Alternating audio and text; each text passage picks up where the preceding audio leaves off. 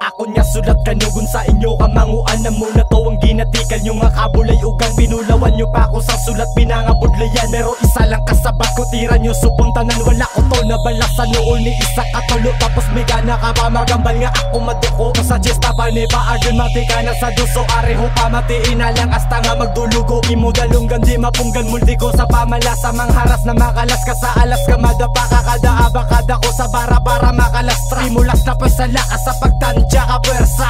Oh, sigurado rin malaso niyang tatlo kagago man nagkanta sa buhay na mano ilang paso kasulat ko nga wala ka agi palso. Yeah, ari pa balong ko ho fuck you.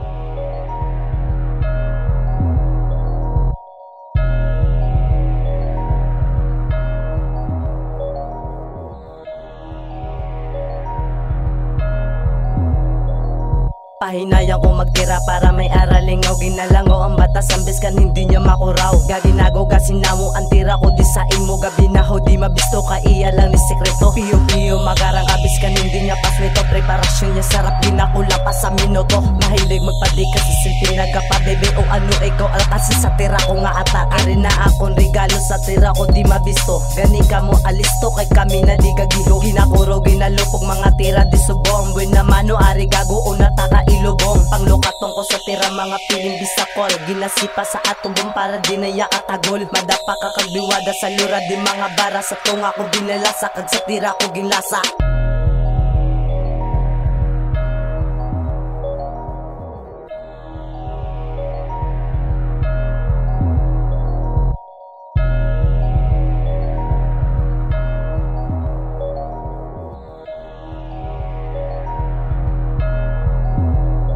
Sige siguran ta naman kagin suguran nyo gid.